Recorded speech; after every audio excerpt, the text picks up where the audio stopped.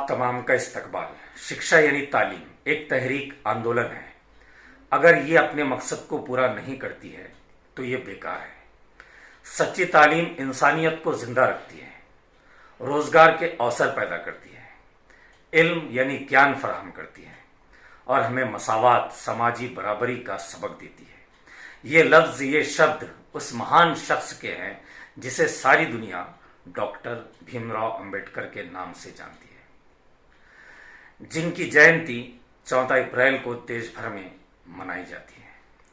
Doctor बाबा साहब अंबेडकर सिर्फ एक नाम नहीं है, बल्कि वो शख्सियत है जिनके बगैर देश के संविधान की कल्पना हम नहीं कर सकते।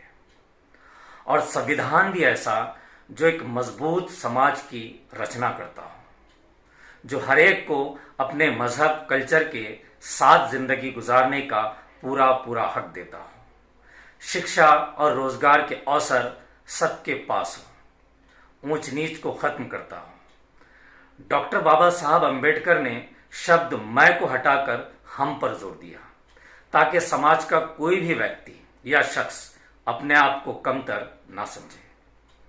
बाबा साहब का जीवन हमको ये पैगाम और संदेश देता है कि तालीम यानी शिक्षा हमारे लिए कितनी जरूरी है। उनका मानना था कि तालीम लोगों के मेयारे जिंदगी यानी जीवन स्तर को बुलंद करने का सबसे अहम जरिया है।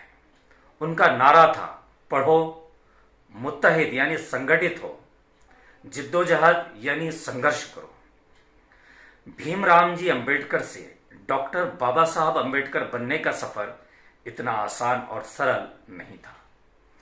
मध्य प्रदेश के महू शहर में एक दलित और महार समाज से ताल्लुक रखने वाला बच्चा एल्फिंस्टन हाई स्कूल मुंबई और फिर मुंबई यूनिवर्सिटी से ही इकोनॉमिक्स और पॉलिटिकल साइंस की डिग्री लेकर कोलंबिया यूनिवर्सिटी में से इकोनॉमिक्स में एमए करता है और फिर कोलंबिया यूनिवर्सिटी से द इंडियन रूपी इस थेसिस पर पीएचडी की डिग्री हासिल करता है और फिर लाखों दलितों और बैकवर्ड कास्ट के लिए खड़ा हो जाता है और बाबा साहब कहलाता है।